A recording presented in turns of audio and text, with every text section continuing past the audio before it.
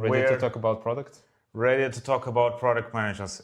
It's funny that 6:30 p.m., right? But at the same time, so after work, we are continue talking about product management and AI. Is it a good or bad thing? I don't know. I think it's a good thing.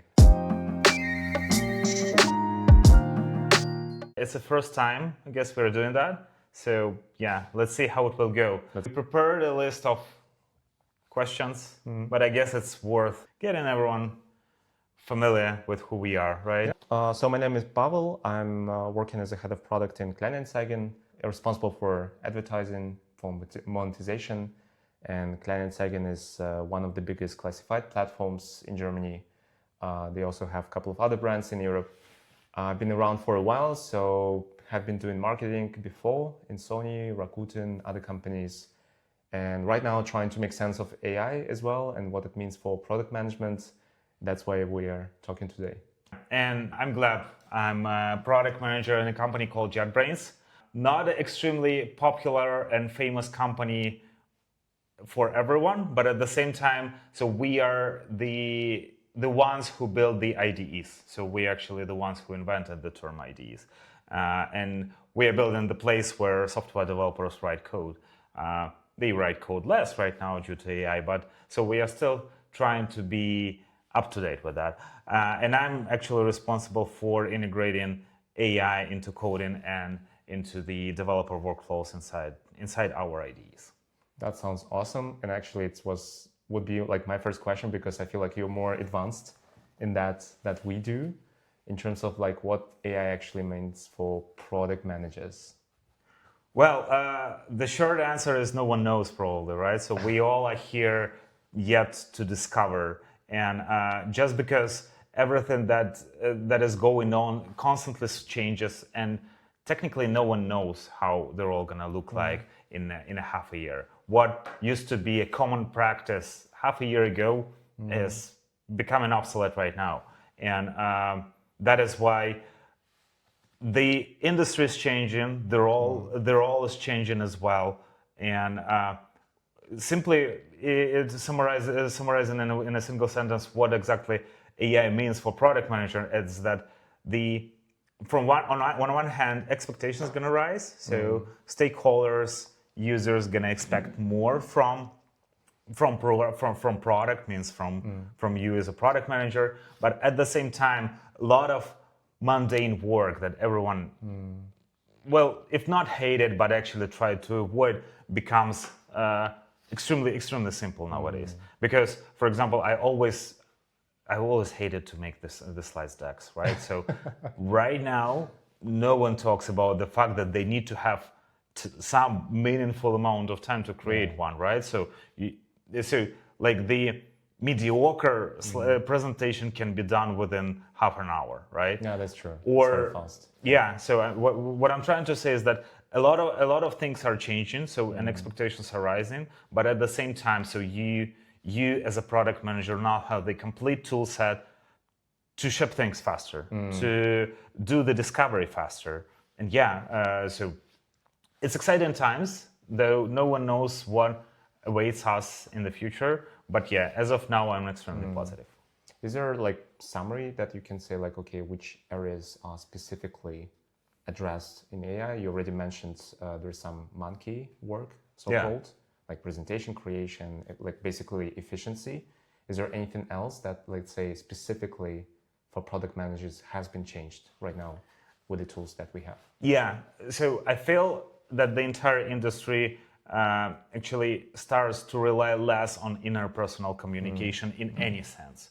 So product managers used to translate customers' voice into the requirements, right? So this part of work becomes extremely optimized right now, just because, I mean, you can take a sheet of all the user requests coming to your Zendesk, get a summary out of that, and out of the summary prioritize the most itching pieces, right? So the work that used to take a week now can be done within an hour. Or another case is like prototyping, the one that everyone refers to. So if we used to prepare long PRDs explaining what exactly we want. We want different teams have different level of detail and the requirements, but essentially the whole work, the substantial amount of work of product manager was in writing requirement documents, right?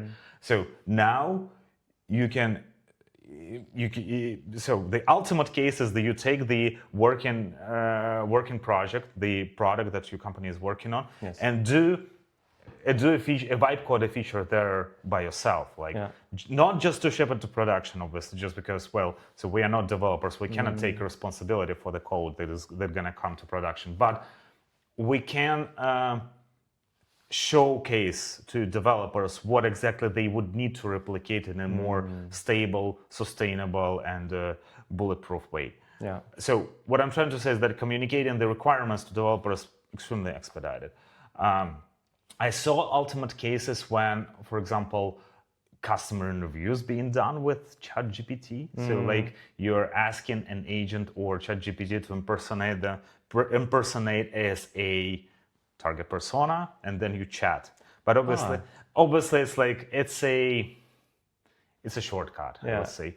But at the same time, so no one stops you from summarizing the user interviews, right? So you don't need to take notes anymore during the user interviews. You can just extract all the pieces by yourself. So what I'm trying to say is there are different level of depth and like reliance on AI that you can that you can make. But overall, I would expect that, and this is technically what is expected from people in my team, that the discovery from, let's say, inception of idea till the requirements are done normally should take a week or so. Yeah, it's way faster. It's way faster. Yeah, obviously, so there is still a lot of like acceptance that needs to be taken, it needs to be provided by the leadership. So this is something that I guess stays with us for quite some time. But at the same time, all the preparation work for when you're crafting the case that you would either present to stakeholders or to engineers, this happens way faster. So that means basically the context is still like foundational layer before starting anything. So in that case, as a product manager, you still like fundamentally like at the core role to define what is good and what is not before you jump into writing like requirements and also reviewing these requirements later at the later stage. And I feel this is something that's gonna stay with us for quite some time, because taking an example of software developers, right? So currently the models are so perfected the way they write code that it's technically impossible for an ordinary software developers to reproduce. There was a recent case when the Mythos model by Anthropic found like 5 times more vulnerabilities in Firefox than people used to find previously. Like they normally were finding like $30 per month. This model found like 300. So, but at the same time, so there is our system as a society is built in a way that if you do something, someone needs to take accountability for that, right? So, which means that technically AI cannot blindly ship code to production. Technically it can, right? But at the same time, you still need a responsible developer who would say that yes, so AI did all the work, but actually I approve that. Yes. Because someone needs to be eventually laid off if something goes wrong, right? Same with product management, right? So we still need PMs, not to probably not to transfer the information from one part of the product lifecycle to another, but rather to provide the judgment, an agency, and actually accountability for the change. Yes. So someone needs to be responsible for retention to be improved, right? So we cannot society needs someone to blame, right? So or needs someone to praise.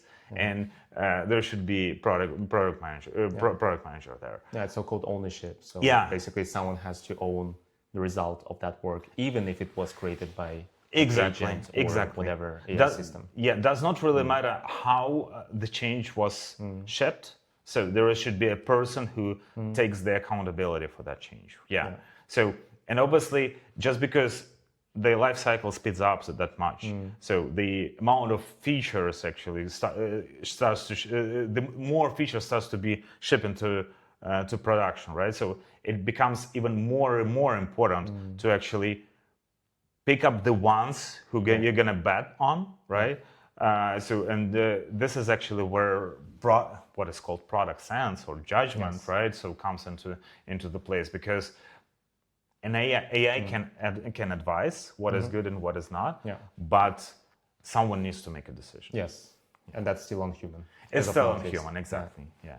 But do you think like could be challenged as well as a concept, like this ownership?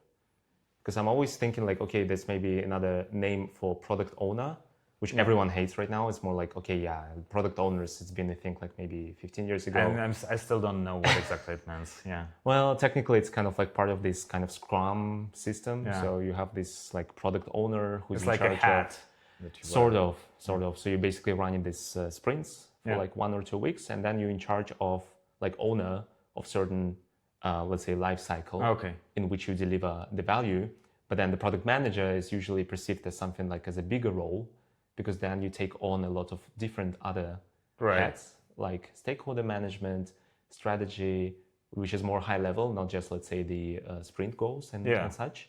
But in the end, like right now, from what you say, is basically the ownership is also like ownership over your agents or whatever they do and whatever output they create in the name of you.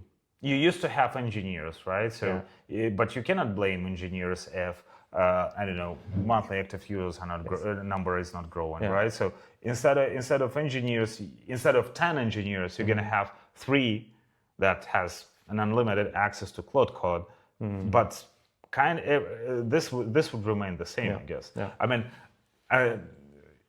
So it's probably the matter of much broader topic how the society will change eventually with the AI, just because it's not only about the product life cycle, right? So it's about we are taking an ownership and responsibility in different parts of our life. So, and this is like the actual product life cycle is just a tiny piece of everything that should be changed, and eventually will change, obviously. But yeah, since we're quite difficult to change the societal behavior. It would take a while. Yeah. But maybe it shouldn't be changed, because in the end, like I'm thinking, like basically, if you have like a team, like let's say engineers, or if you're a people manager, then you have your product managers or whoever is working in your team. Yeah. In the end of the day, as a manager, you are taking responsibility for your team members. That's right. Even though you don't have fully control of what they do, when they do, and how they do it. And obviously people do fuck up from time to time. So exactly. In the end of the day, it's kind of the model itself. I think it's still relatively scalable to the same like standard. It's just like very unusual to treat machine in the same way as human in that sense. In that sense. Yeah. Exactly. And I feel that, it's AI can ship weird things, right? So and sometimes make mistakes, and that's the problem. And make mistakes. If you recall the currently deprecated app called Sora, right? So that OpenAI release, which essentially was like AI generated TikTok videos, and it was like insane just because the amount of this video was magnanimous, right? So but the quality of content was like extremely poor. So same can be applied to product life cycle. People eventually gonna ship more and more and more. At the same time, just because the amount of changes and amount of information gonna be still increasing, so the user's attention span gonna decrease, right? So which means that so they're gonna spend in your product less, right? So just because they have lots and lots of other things to do, and lots of other products that are bombarding with information and fighting for your attention. That is why choosing the exact thing that's gonna slightly increase the behavior and the slightly increased user metrics is gonna become more essential. just because out of 100 or 1,000 features that are going to be shipped, you need to pick just several, or just at least guide these features to sustain the goals that product has. 100%. And it's actually super interesting because in the end, like this attention span, like you rightfully mentioned, so I can also see like in my company and many others, like whoever is investing into this requirement documentation or strategy decks or basically any big documents that is generated by AI, even with the good intentions, it's still a lot of content which still needs to be processed Exactly. by human. And that's kind of limitation because in the end, like, okay, you have so much content. What you do if you have access to AI, you basically take the same context or the same output, you put it in AI and you ask AI, summarize it for me in a very short manner. So it's kind of like a strange workflow. So you use an AI to generate a lot, to then summarize to something smaller. It's like compression and decompression. Decompression. And then sometimes like maybe humans just need to talk directly with a smaller amount of information. Yeah. Instead of using AI for expanding and compressing this all the time, because that's where it can be a lot of context actually lost. Yeah. In the translation. You see, people are still learning, right? So you gave people a tool that is overpowered right now. So people are still applying old patterns to their normal life, right? So if they're told to write 6-pager that explains the strategy, well, so probably right now they're going to write exactly 6-page of AI slop content, right? So and it is still perceived as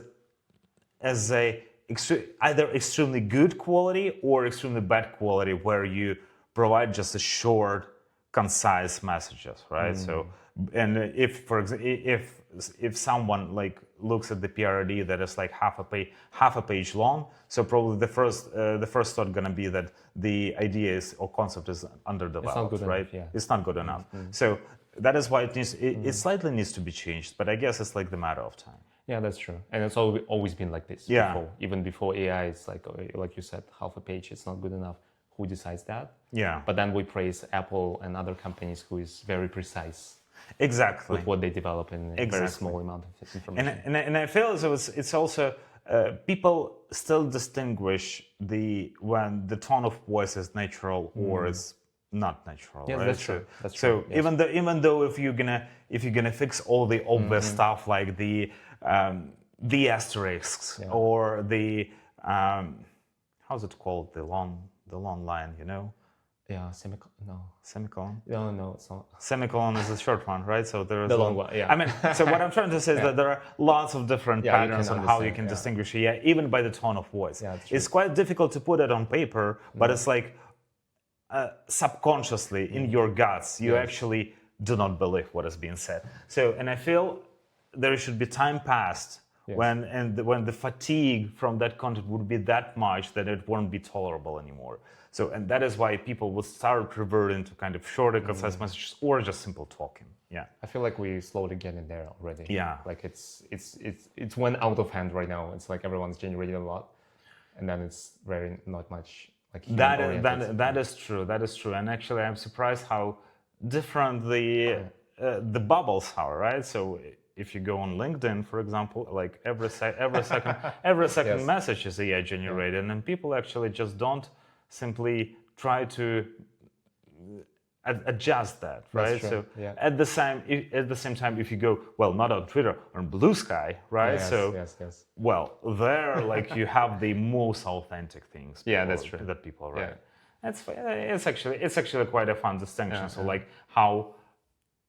And on Blue Sky, you have a quite technically advanced audience, right? So, and at the same time, so they are actually trying to stay away from posting content that is AI written. Yeah. And it's actually a big distinguishment, like LinkedIn, Threads, Instagram quite often, and even TikTok. Yeah. Like this kind of sense of authenticity. So people like want to still have like authentic human content first anyway. So subconsciously we have like additional value for this, but like now we get into this situation where like it's still not as like the output is not as good as whatever developers need, for instance, engineers, and that's the huge difference right now. I feel this is just the simple adoption curve, right? So taking blue sky and like some part of X audience, you have like engineers mostly there. Yeah. So at least this is my bubble. So people who started using AI in like pre 2022 era when ChatGPT was released.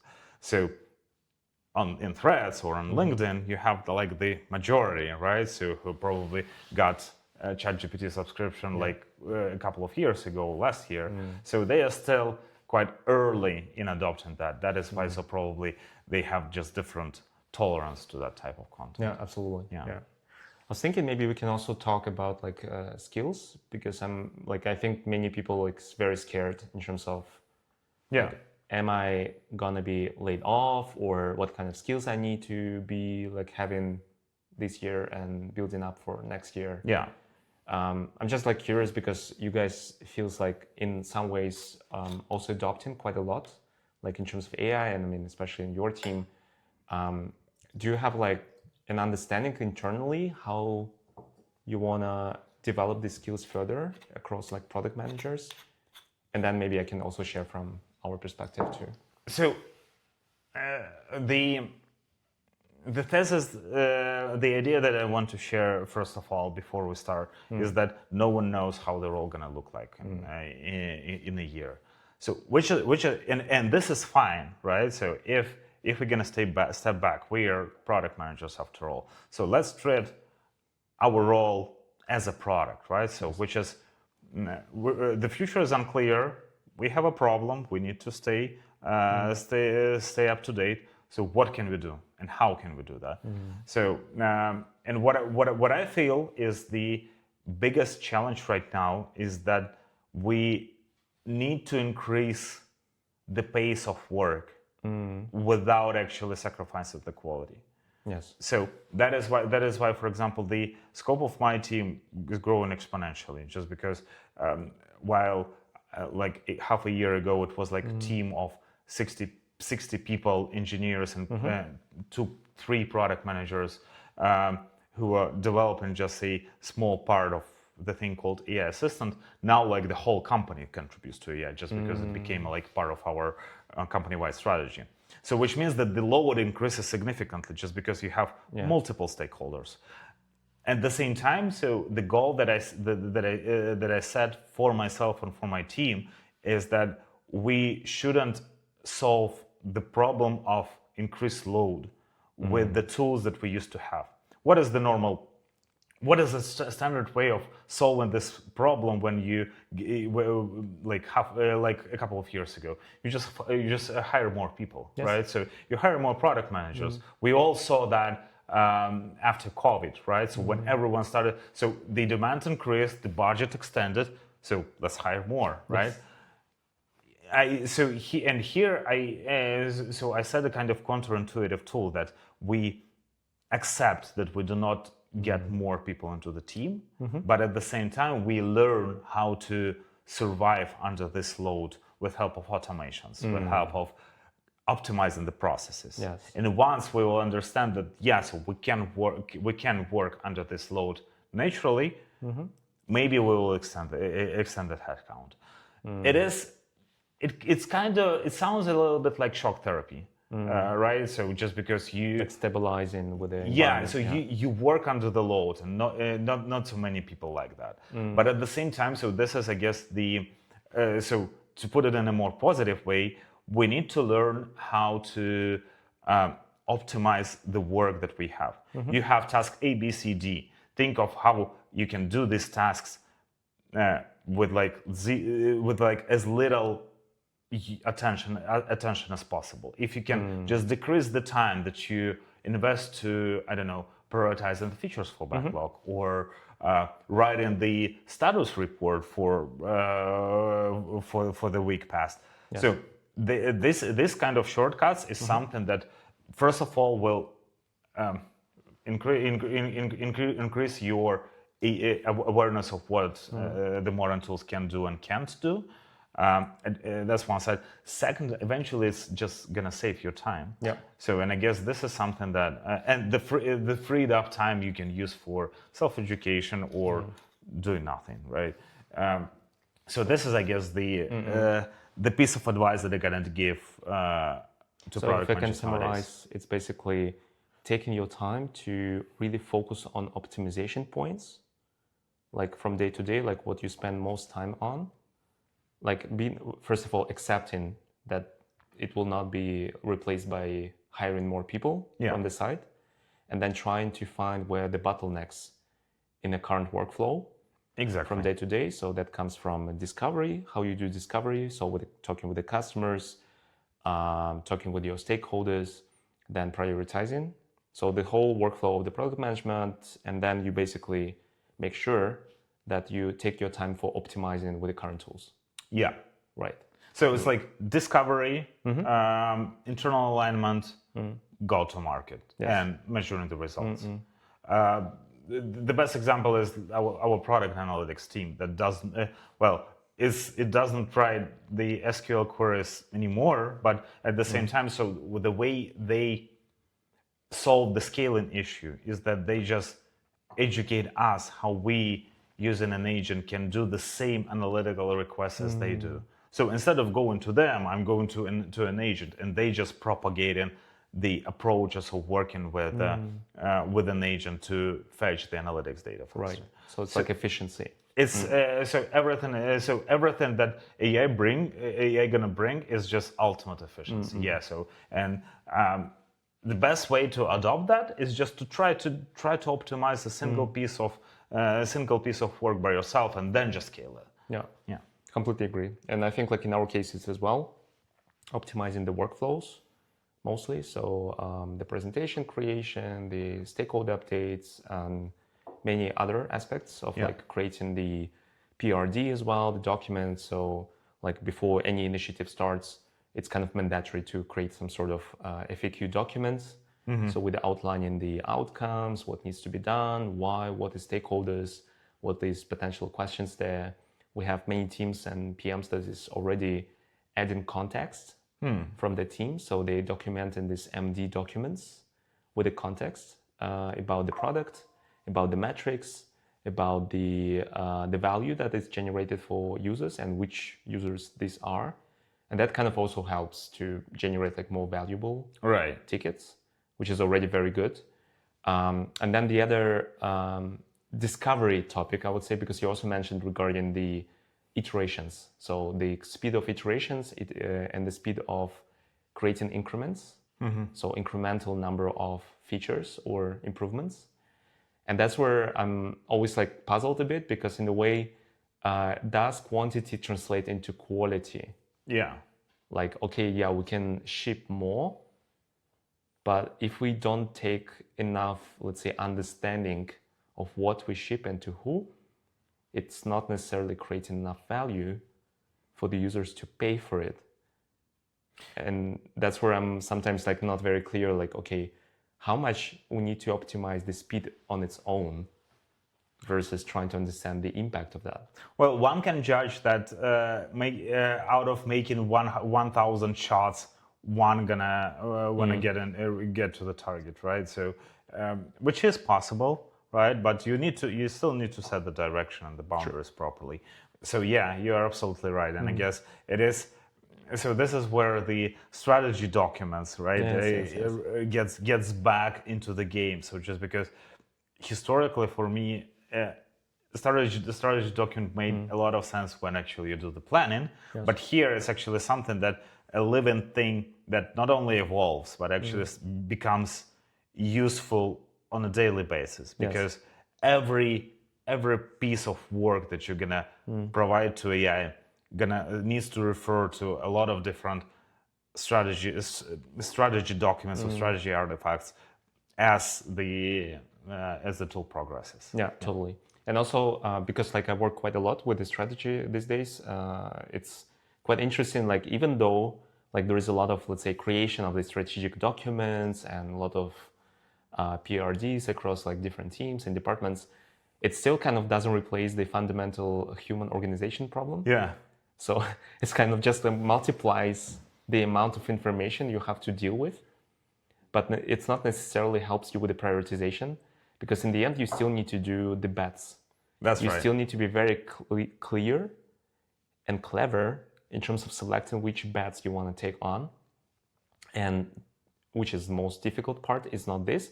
The difficult part is to say no to the rest. That's right. Yeah. And that's where I feel like, at least what I observed so far, also like talking to other people, is that, okay, yeah, we have like these bets, but by the way, as we have AI and we can ship more and we can do more, let's just do more on top. That's right. And that's where sometimes I feel like, okay, yeah, to some extent, yes. But also we need to be very mindful, not just to take more for the sake of taking more, but rather like staying focused on what is the right bets to do and really double down on them rather than taking more. It's actually interesting that you mentioned that, just because historically we were saying no to the rest, mostly because the engineering resources are limited, right? So it's just the whole essence of prioritization wasn't the fact that people just cannot do multiple things in parallel. They cannot ship a lot of things all at once. And it looks like this precondition starts to kind of lighten, right? So, and now we need to say more, not just because we cannot afford developing 10 things in parallel. Actually, we can. The thing is that we need to say more, just not to overload the users with the updates. So that's an interesting piece. So I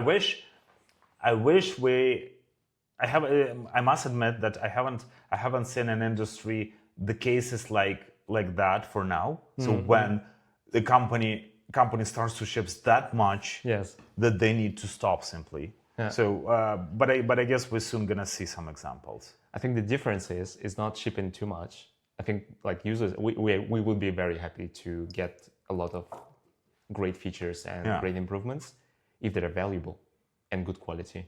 That's right. I think the problem is the quality, not the amount of features. Exactly. And there are good examples like Claude itself. Like they did Revolution this year.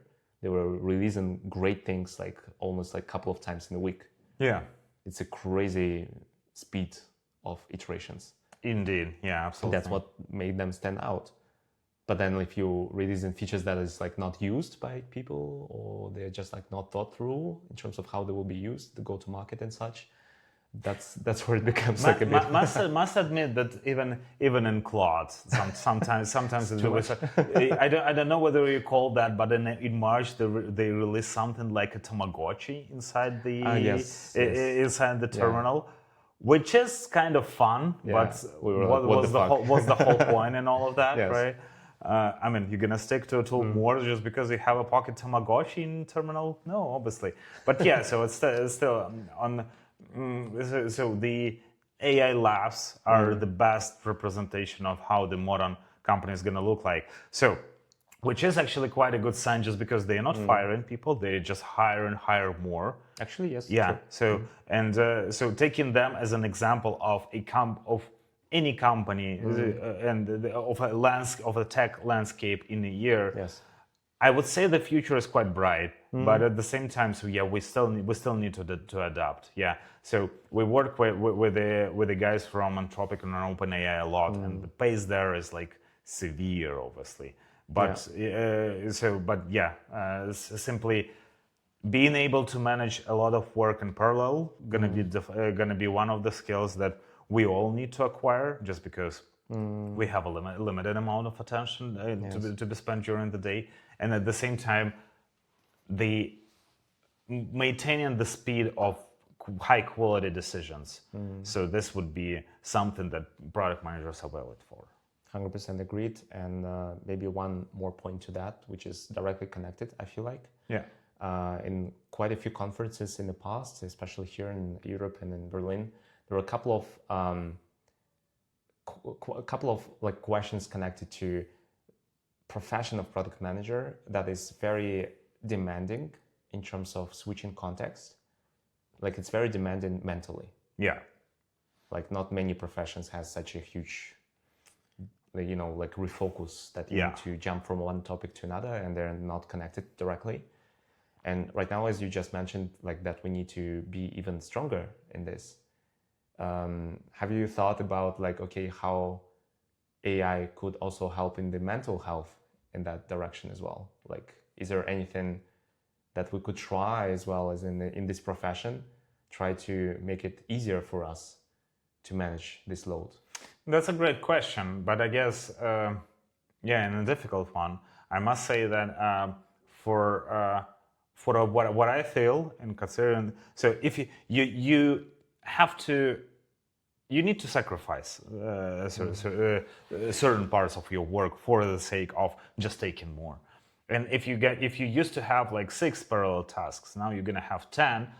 But the amount, so you cannot extend your memory bank. You cannot extend the the quantity of attention that you can delegate to these tasks, which means that you probably need to go not as so understand properly where you need to go deep and where you need to just do a high level decision. So this is where actually prioritization matters, right? Yeah, exactly. So out of 10 10 parallel tasks, so probably one is absolutely unimportant and another one is extremely important, and you need to dedicate time into that. So I have never in my career, I must admit that I have never I have never had the what is called the Eisenhower matrix. Have you ever heard? Yes. Like I've used a couple of times. Yeah. Urgent, important, not urgent, not important, and so on. Essentially, this is just like a quadrant split it by 4, where you have urgent and important tasks, urgent, not important, not important, but urgent, and not urgent, not important. Yeah. So, and what I usually do is just put everything on paper. Right. So, if you cannot, you cannot hold a lot in your like rapid access memory in your brain. That is why what usually helps me is just taking a notebook or I don't know, Miro board if you don't have a notebook nearby, and just write down all the projects that you have and spend some time reflecting on what deserves your attention and what is not. If you cannot handle that, that's I guess the and you understand that you need to do a lot. Everything is urgent and important, and you just it's like 10 p.m. And you need to go to bed. So this is the time when you need to put the brake, right? Yeah, so and exactly. so it's not like I'm advocating for the fact that you don't need to hire people, you don't need to escalate the load problem to your manager. So the level of comfort for everyone is different, but I guess up until you're comfortable, you need to try to optimize a little bit. Yes. So I guess we used to do that all the time, right? So, but at the same time, once we found the comfortable ground, so we do not strive for extra optimization in the process. So I guess my main idea here that we need to even though we are comfortable nowadays, we still need to seek for the ways to optimize the workflow. Yeah, it's like personal optimization. Exactly. So there's, let's say, company optimization for as a profession, but it's still not underlooked, this personal optimization. Yeah. Which actually I still think like can be also like quite optimized, because in the end you can also download your knowledge and your notes and things that you have in the table, and you still can use also AI skills and such to help yourself. That's right. Right. So reminding something. Exactly. Reminding, I don't know, managing the calendar a bit better, creating like more focus as well. And maybe Eisenhower matrix would be nice actually, because then you can like, okay, select this is human task, and the other tasks you can delegate to your junior colleague. Exactly. That lives in your ChatGPT or Claude. But I feel I'm a little bit more old-fashioned here because the thing that you're optimizing here is a human being, right? So which means that probably you should start from the like good old school paper book note taking, right? So or you need to cut the things that distract you, right? So I don't know. So and considering that we have a lot of different things that can distract and wind down our attention, so we need to be mindful about that more. So it's like personal productivity, I guess, is a well-studied topic. What AI can help with is, there are a lot of evidence that AI has a therapeutic effect. So, like simply chatting and trying to find the solution to a problem that you have, though you don't have a solution for.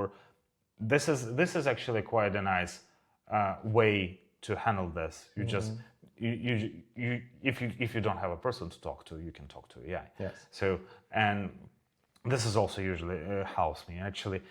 As I recall, I guess the idea about Eisenhower matrix came.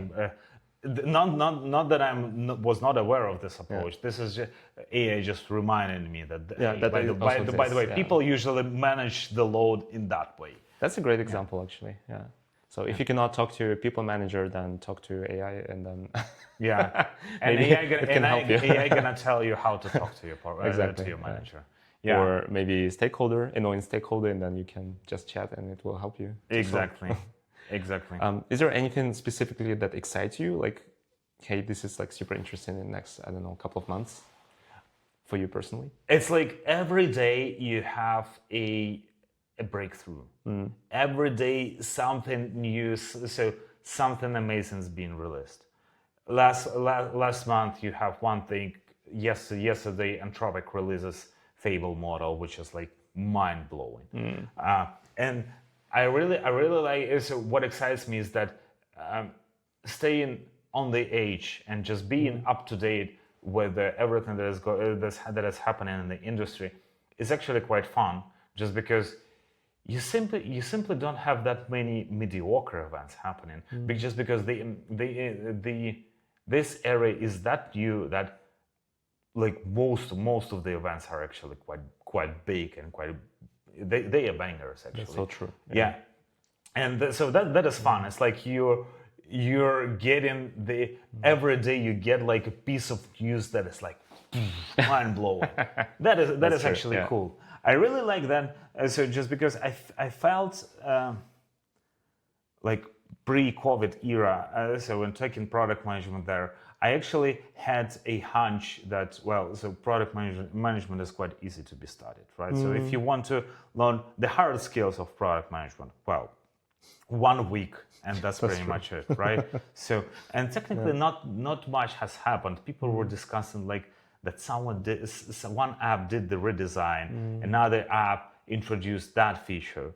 Well, so now it's like this happens like multiple times per day, right? So which means that like the amount and the quantity of like high quality events is quite high. So that is why I feel that this is it's from one time I can understand why this might be frustrating to be a product manager in that area, just because you always feel that you are behind. Yes. There is some area that understudied, something that you do not understand.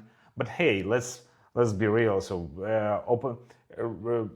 try to remind yourself what it felt like when you were in uni, right? So exactly. Kind of the same, right? So a lot of different things where you don't know what you don't know yet. You have to navigate through this uncertainty somehow.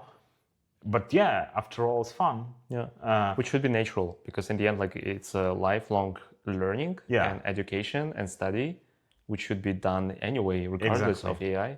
But right now, this thing, it pushes you to your limits. Like, hey, you need to stay up to date. Otherwise, you're just risking. You don't know, like in 3, 4, 5 years, if you're not investing right now into at least understanding some basics of like, okay, how we can use even like basic models, not like even the most up-to-date models, you will be behind in 5 years. It's like, it's just the fact. The truth is that it is everywhere, right? So if you're in tech, it's even worse. So I can advocate only for tech, right? So, but even without AI, so 5 years is quite a substantial amount of time, and a lot had changed even despite the appearance of AI. Taking 2015 versus 2020 is like two different worlds. People, different things are on hype, different techniques. Or I don't know. In 2015, no one knew what does the growth, right? So in 2020, this is like the biggest thing, It's Yeah, like that's true. Yeah. so no one knew how to make product marketing in 2020, in 2015. In 2020, this is like one of the most fundamental things for B2C and B2B products. What I'm trying to say is that yes, so probably that thing is that huge, that you need to learn somehow. But what I'm trying to say is that it was always like that. So maybe the topics were not that prominent previously, but you still had to learn something new to stay on the edge, right? Yeah. So and this does not change. I feel so. Yeah, I feel that we need to develop the tolerance and maybe positivity, like not positivity, curiosity, yes. curiosity to Mindset change. of like exactly. curiosity, interest in like to be interested by. Exactly. So once we're gonna have curiosity, I guess everyone is manageable. I don't believe in the fact that I think there is a bright future for us, and I don't really believe that everyone loves to compare the appearance of AI with the appearance of mainframes. Just because historically, like in 1940s, all the accounting was done by human beings writing stuff on the paper cards, right? So then the mainframes appeared, and these people were not in need anymore. But actually, at the same time, so if we're gonna take a look at the number of accountants then and right now, it's like 100 times bigger, right? So yes, people were not writing information on cards, and computer does that, right? So, but at the same time, they found something more valuable to do. Absolutely. This is going to happen here as well. Yeah, absolutely. Can't agree more. And I think there is plenty of examples with Absolutely. counters, maybe taxi drivers and such. I mean, with the self-driving cars, it's a huge topic as well. Exactly. Like, hey, technology gonna just like get people out of the jobs. Yeah. Maybe they should, and maybe it's nice to do something else as well. Like, it's not necessarily the right job. But anyway, I think it's a good conversation that we just had. And, Indeed, we definitely can follow up on the. I'm super interested about automation as well, and also maybe we can talk about also like different applications. But we can also discuss like further how we. Sure, I think it was a good start. Thank you as well. It was my pleasure. Thank you for watching and listening. I hope you had fun and also learned something new. Please subscribe to the platform that you're watching this on or listening to, and then watch out for the new updates for upcoming episodes.